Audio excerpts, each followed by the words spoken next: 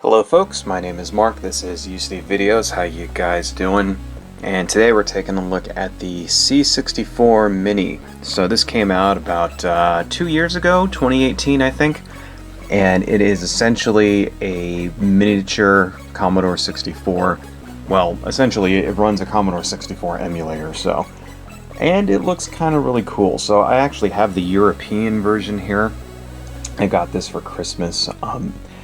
And I don't know why I got the European version for Christmas as opposed to the North American version, but from what I understand, they're virtually identical. I think the only difference is that this one doesn't come with its own power supply, but any 5-volt power supply will work, so at least that's what I hope. So I'm hoping I don't plug it in and destroy the whole thing. So let's take a quick look at the box here. It's actually kind of big, you can see, compared to my hand. Very nice, very retro styling and all this stuff. This is all in Italian, so I don't know what it says, but I'm assuming it means something like 64 games and, you know, computer or whatever, blah blah blah. Right, you can kind of get a good idea what it looks like. Some of the included games in the back also comes with 64 different games, so we have things like Mission Impossible, Speedball 2, this is Spin Dizzy, never heard of it, Nebulous, Armalite, Boulder Dash, I know that one.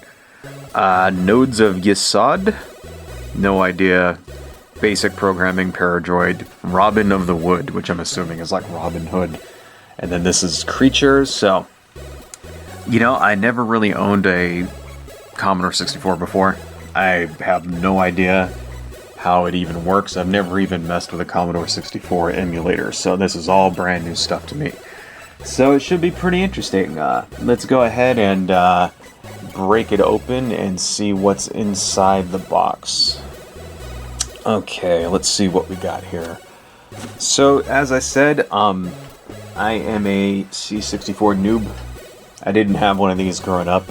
Actually, growing up, my dad stuck with the Atari 8-bit computers, 400, 800, you know, that's what we had until finally PCs, you know, then we got a Macintosh and then we got a PC, right? So, like, never had a Commodore 64. I have seen them, of course, in action. And, but I've never even played any of the games. I never even knew somebody that had one of these, to be honest. And I don't know if that's just because it just still happened, you know, just coincidence. I never met anyone that had them, or if they just weren't as popular in the United States, maybe. I don't know. Seems like, these types of 8-bit computers, like, have much more of a following in Europe. It seems like that. And while everybody here in the 80s was using consoles, you know, Nintendo, NES, Sega Master System, stuff like that, seems like over there they were doing more computers, you know, Commodore 64 and the Spectrum and all this other stuff. So that looks really nice. Wow, that's actually very cool. I'm digging that. Wow. So that's really cool. You can see kind of how small it is. Compare it to the size of my hand. But that's really, really cool. It looks just like a little tiny Commodore 64. Let's take that plastic off of there so it's not so shiny. And you can get a look at that. Alright. Comes with its full joystick. I am familiar with this. We actually did have one of these, believe it or not. Because I used to have, way back in the day, I had a Tandy 1000 that had a port for the Commodore 64 joystick, and we used that with it. So yeah, this is familiar to me. And that's actually really nice. I like this. It's got a nice clickable thing. It's got 4 buttons in the front here, little buttons on the side, 2 big ones back here. And this is a USB joystick, so pretty cool. I wonder if I could use this just on my computer normally. Let's take a look at the main unit. Wow. That is pretty cool looking, you know. Unfortunately, this is not a real keyboard. This is just, you know, this is just a decoration. Right. Still, that would have been really cool. Of course, it would have been really hard to type on this tiny-ass keyboard. But from what I understand, you know, okay, so there's 2 USB ports. So this is where you plug in your USB joystick and your keyboard. I'm guessing that's power or something. Let's see here. This is the power in, HDMI out. Pretty nice. So I wonder what that is. I wonder if this turns it on or off or something. Anyway, So yeah, not a bad looking little unit, man. It's, wow, not bad at all. It's funny because the original is like this big. You know what I mean? Like, the original Commodore 64 is like way huger than this. It's like 5 of these put together. So, kind of cool to see how small they can make this stuff nowadays. I don't really know what's on the inside of these things, but I know that it runs an emulator. I know that much. So it's probably just a couple of chips and whatnot. Let's see what else comes with it. It comes with a micro USB cable. I'm guessing that's the one that I hook up to power. If there's no power brick, that's okay. Comes with this is a HDMI cable, very nice, and a Commodore 64 quick guide. Is this going to be... Oh, okay, good. There's some English. Setting up the C64 Mini, great. So I don't know how to use a Commodore 64 either, so I'm hoping there's some kind of like menu or something that I can just like choose games with it, and I don't have to be like, you know, putting in all these like line commands and shit like that. So let's power this thing up and see how it looks. Okay folks, so now we're going to try out some of the built-in games that came with this thing. I'm not going to play all of them since there's 64 games, then, you know, this video would be 3 hours long. But, you know, we're just going to try a nice little sample, a couple of the games that leapt out to me. So here we go. So the first one I tried was called Armalite, which is probably the best looking game in this console. It's a side-scrolling shooter. Graphics are very smooth and colorful, lots of good animation, control is really nice. I was very impressed with the parallax scrolling here and the number of sprites that are on the screen. Most definitely will be playing this one again in the future.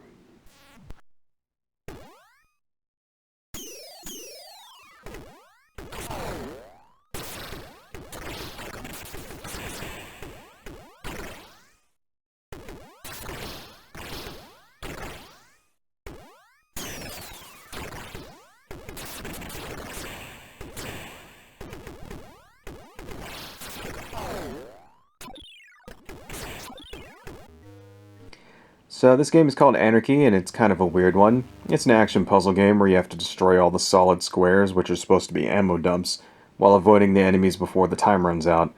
The problem is you can only blow up the squares while you're in motion, and that's a big part of the gameplay, is figuring out where and how to approach the ammo dumps so that you can actually blow them up, which is cool.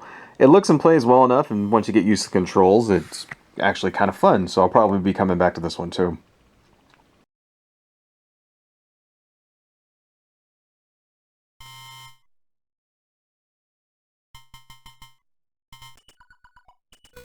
So the next game I played is called Avengers, which is a top-down action-style game that stars what I assume is a ninja. The graphics are kind of blocky in this thing, so it's kind of hard to tell what is what, but that's not really what turned me off, because a lot of these 80s computers games really aren't the best looking. My problem is that the game is continuously respawning enemies that just keep coming and coming. Every time you kill one, another one just spawns immediately, so you always have these bad guys just like constantly dogging you, annoying you everywhere you go, and that really detracts from the exploration. I might try it again, but the first impression I got really wasn't the best.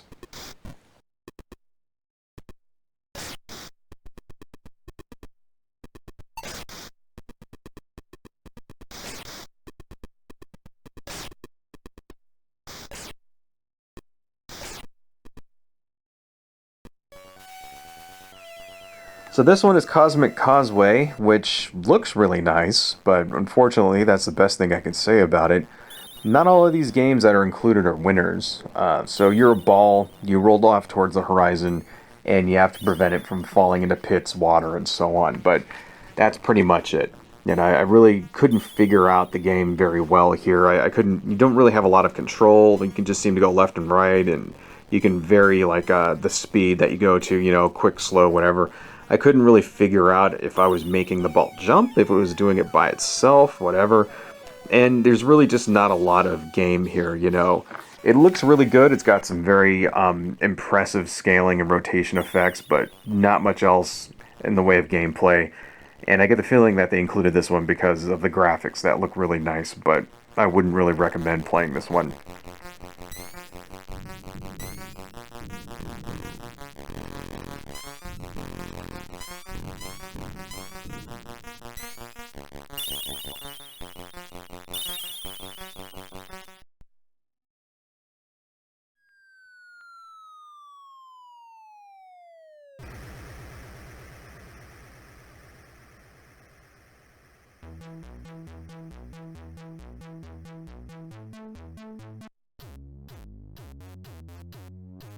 So this is Creatures, which is a side-scrolling platformer that looks really good. The graphics for this one are a step above most of the other included games. Very impressive effects, very smooth animation.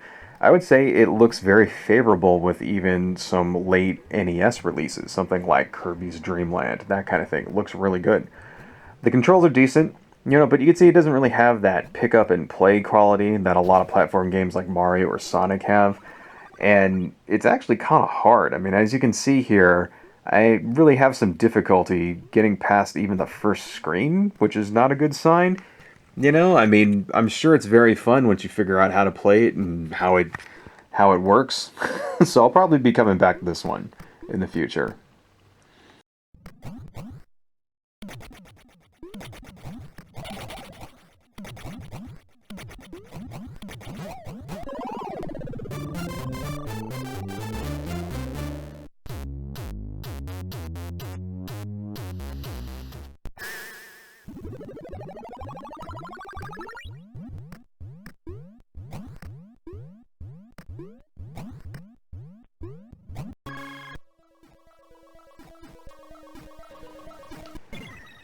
So this one is called Cyberdyne Warrior, and it's a run-and-gun action platformer, similar to games like Metroid or Turrican. And for those of you at home keeping track, Cyberdyne is the name of the corporation that creates Skynet in the Terminator series. I'm sure that was a complete coincidence here. I don't think these are connected, but anyway, the one thing that would have made this game better, because the graphics and the sound of the control, it's all very nice. The thing that would have made this game a lot better would be some fast-paced background music. And, I think that really detracts. There's no music. Kind of makes it feel a little thin to me. But besides that, it's actually really cool. I'll most likely probably play this one again.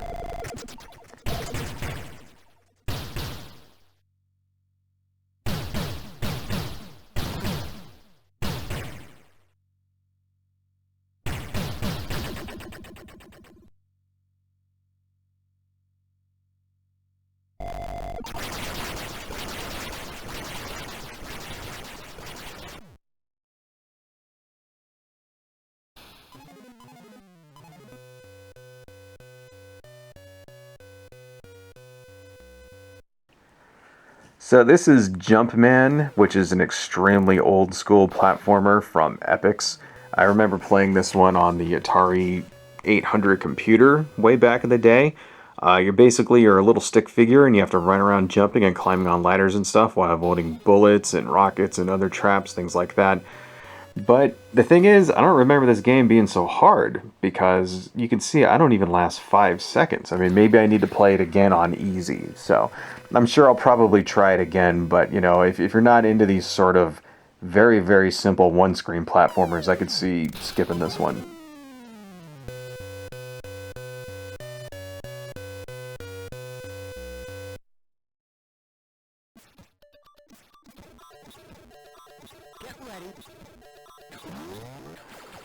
Okay, this is Mega Apocalypse, which is an extremely impressive multi-directional shooter. You're a spaceship, you have to blow up asteroids and flying saucers and other aliens and other spaceships, things like that. The gameplay kind of reminds me of a very old arcade shooter called Mad Planets by a company called Godalib that came out in 1983. It's got great graphics, great sounds, and even has some voice samples and a really good soundtrack. But like a lot of these games from this era, it's also very, very unforgiving. It's hard as hell. I mean, you can see from the footage here about how often I keep dying. And it would have been able to change the direction that you could shoot also. It seems like you can only shoot upwards, which kind of takes away from the gameplay, in my opinion. But it's another cool game, and I'll probably be playing this one again, too.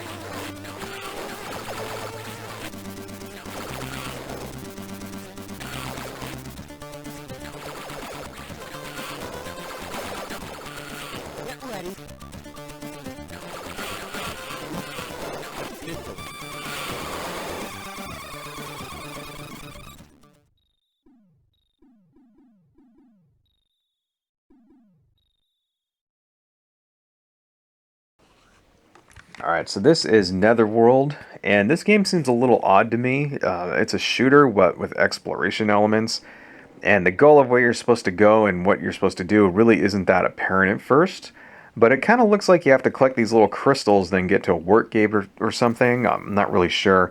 It looks great. It's got little graphical touches like Parallax Starfield in the background, stuff like that. But this is one of those games you'd have to actually kind of research on how to play properly before getting the full enjoyment from it. So, looks kind of cool, you know, really good first impression.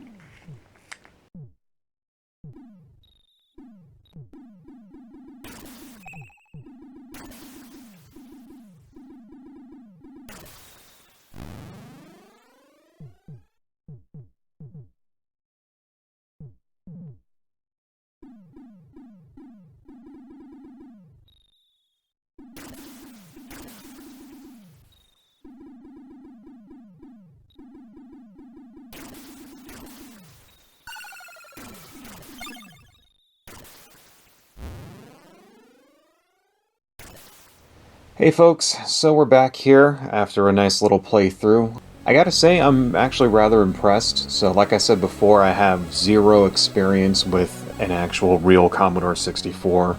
This is kind of like my first Commodore 64 experience here. And, you know, I'm impressed. I think the games they included with it look really good. You know, if some of them are a little hard, that's for sure. The actual unit itself looks good. Controller is actually very nice. It takes a little bit of getting used to, but you know, I'm of the generation of kids who grew up using a joypad. So yeah, joysticks like this, you know, once you get used to it, it actually works pretty well. The actual unit itself runs like a charm. You know, found very few problems, you know, compatibility when I was adding my own games to it. I really liked how they made it extremely simple in order to add your own games. Just you know, a firmware update, and then it just instantly recognized all the games I had. And even the games I have in here aren't even in the right format, and it still recognized it. So that's really kind of cool. I really would have liked to have seen this with a clickable, actual working keyboard. You know, I understand that this unit is way too small in order for that to be a thing, but I also understand that they've released a full-size one since then, which is like, you know, the C64 Maxi, which is the same thing as this, except with a full-size working keyboard. That's really kind of cool, too. I mean, that's essentially just like owning a Commodore 64. I've read, you know, there's people hacking this thing to set it up so that you can use disk drives and all that crap with it. I don't think I'm ever going to do anything like that. I mean, to be honest, you know, I don't really have much desire to use a Commodore 64 for anything besides games, you know, and I know that, you know, there's still a very much a lively scene of Commodore 64 enthusiasts out there, you know, people who are doing, like, you know, creating tech demos for it, you know, doing stuff like creating web browsers for it and using it for all kinds of crazy software, stuff like that. I really have no desire to do any of that stuff. All I really want to do is play games. So I thought, you know, for what we've got here, it works really well. You know, most of, like, I think something like 80% of the games I tried on it that I added myself were compatible. You know, looks like a few of them didn't really run, but that's okay. I think in order to get full usage out of this thing, I'm going to have to go get me, you know, one of those USB hubs so that I can hook up my thumb drive and a keyboard and the joystick all at once. So would have been nice to actually get, you know, an extra USB slot in there, but hey, what can you say? You know, I think the execution here, the presentation, everything was really good, and it's definitely worth buying one of these things. So I know that I'm going to be messing around with it a lot in the future. Anyway, folks, I think that's all I got. Adios.